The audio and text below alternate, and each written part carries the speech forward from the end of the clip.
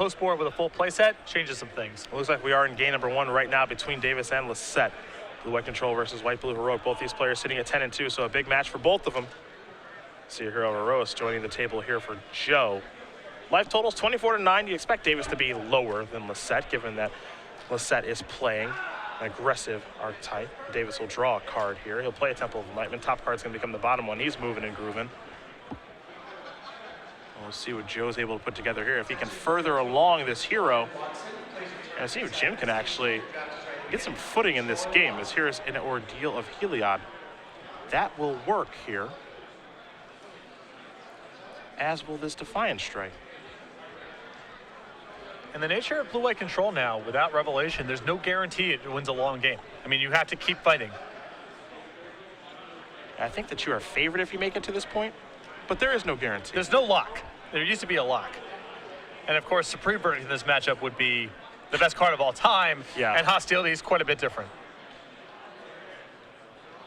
Looks like Lossett is going to go for an ordeal of Thassa as well. So here Heroes, well, it was just a 2-2 a turn ago. It's a lot bigger than that now. Red zone. Man, Jim doesn't look too thrilled about this. I'm not sure the makeup of his hand at this point. I think that there's multiple copies of Disdainful Stroke. That's not which good. Is very powerful against most decks in the format. This, of course, a notable exception. Looks like Jim's going to have to just take it on the chin and hope he doesn't die.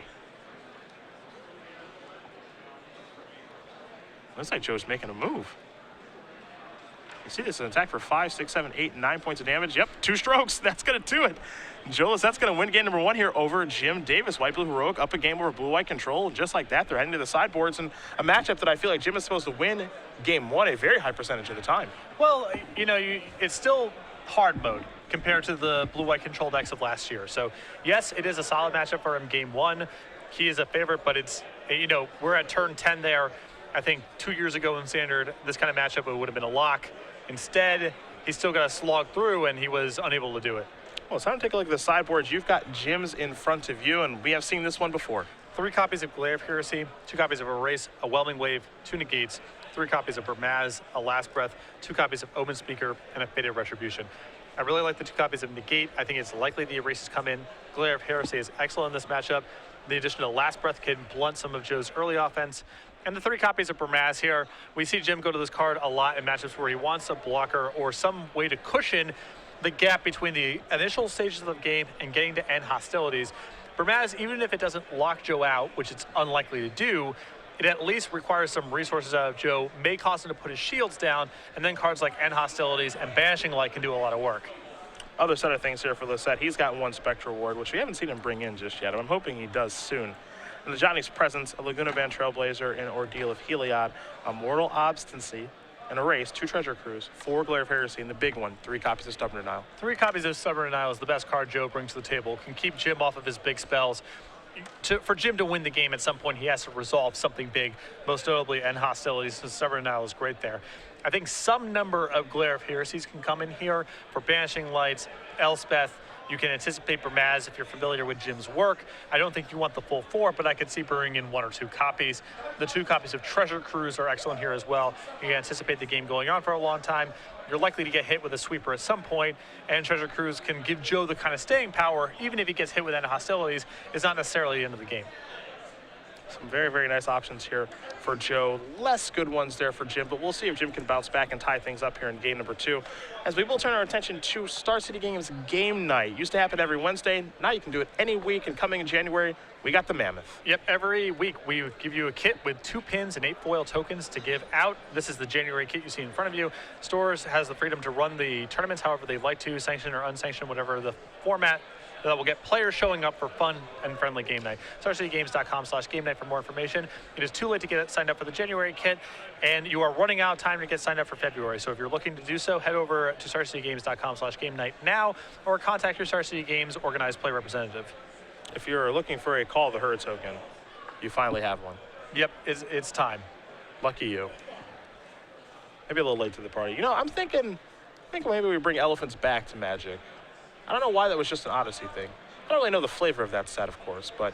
I don't know if I mean, I know there was a world built. They always do a world building thing, but the flavor did not really resonate through the cards. Well, yeah, that's an earlier time. Yeah. Well, no, because there's still some earlier sets that have a ton of flavor. I mean, Mirage is stocked with flavor. This is It's true. all over the art and the flavor text and the names, everything.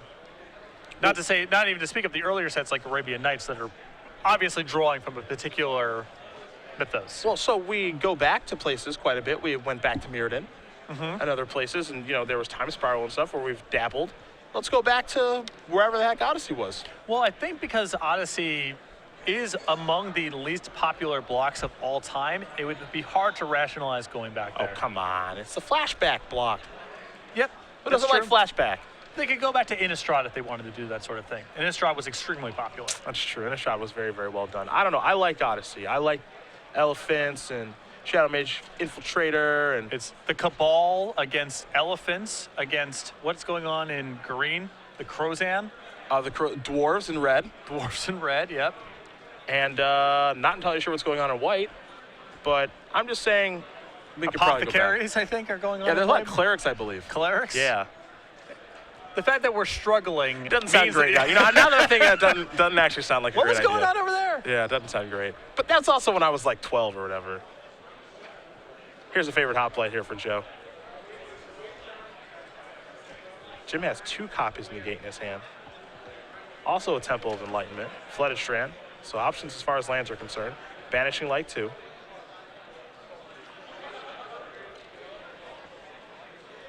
Dig through time, excuse me, if he makes it to the late game. Although not even necessarily, because Dig Through Time is surprisingly efficient to cast in Jim's deck. Now, more of a mid-game card in his deck, honestly. Yeah. Jim gonna search up the plains. Part of that is because Jim has put a lot of sack lands in his deck. Beyond Flooded Strand, he has, Polluted Delta. He has his copy of Evolving Wilds. He's making an effort to cast this as soon as he can.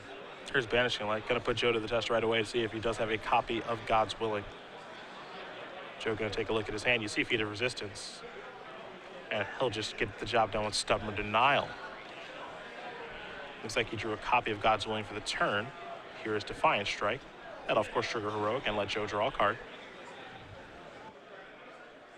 And now here's an attack for 3 points of damage. Doesn't look like the set picked up a land for the turn though. He'll just pass the turn back. Davis will draw a card. Evolving Wild's what he picked up. See if Jim wants to maybe go with another copy of Banishing Light here. It looks like he's going to give it a shot. Well, the set with a Timely God's Willing here will not only grow a favorite hot light, but it'll get the Scry and perhaps find a land for the turn.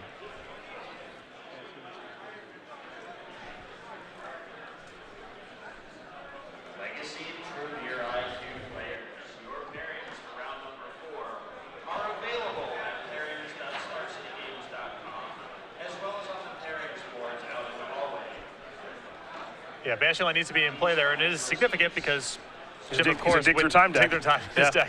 deck. 2 cards coming. You get into patterns sometimes, like your first Banishing Light got countered, and the second one is effectively being countered, so Yeah. you do the same operations, but that distinction is really important here. There's Flooded Strand. Now Jim just has to pass the turn back. The set will draw. He's worked his way out of his mana issues. Only 1 blue mana available at this point, but favorite hot play looks to go the distance. 5 damage going to be dealt to Davis. He's down to 7 already. And this is the spot in the game where, Stubborn Denial out of Joe's deck is so bad for Jim. And he's already used 1 copy, and it doesn't look like he has a second. You can see his hand, Feat of Resistance, Heliod's Pilgrim, Battlewise Hoplite, Aqueous Form. No Stubborn Denial looks like here for the set. Jim going to sacrifice his Flooded Strand. Now he's going to cast a Dig Through Time. He's down to 6. But he's going to get to look at 7 and take 2 with him. So let's see if he can find some cards that he likes. Glare Heresy among them. I mean, That Glare might of be what the Heresy, doctor ordered. Glare of Heresy is not shabby here. The problem is that it plays into protection effects. But because Jim is equipped with at least 1 copy of Negate he can cast in response, there's a good shot he can win the fight. And he's found 2 cards he's happy with. Jason Ingenuity was the draw step. And now we're going to have a fight over this. The set does have Feat of Resistance. So he'll cast that. Here's Negate. Does he have another feat? Oh my. Yes, he does. All you can do is shrug your shoulders, drop the hand on the table, and extend it. Joe Lossett's going to win this match here over Jim Davis. 2-0. White Blue Heroic will take care of Blue White Control again. Davis has lost 3 matches this tournament. 2 to White Blue Heroic. 1 from Lossett and 1 from Steven Man. And I think that Jim's got sufficient early interaction, but I think that the sideboard and supper denials are just problematic for him. Yeah. You can hope that they don't draw it or they only draw 1 or what have you, but the deck is White Blue Heroic as a deck is more resistant, I think, than people get credit for. Because you have Ordeal of Thassa, you can get hit by sweepers and removal and keep going on. So I think the combination of the card drawing backed by Sever Denial means the matchup is not as good for Blue White Control as it would appear on the surface. Think about Jim's losses this tournament. 1 to Joe Lossett, 1 to Rudy Briska, 1 to Steven Man. Those are his 3 losses so far. I mean, he's definitely lost some quality competition, and we've actually watched all of his losses as well. All the games have been relatively close. Some things haven't really gone his way, I suppose. Mulligan to 5 against Briska in game number 3. But to Steven Man's credit, I don't want to take anything away from him. Steven Man played a beautiful game 3 against Jim. Yeah.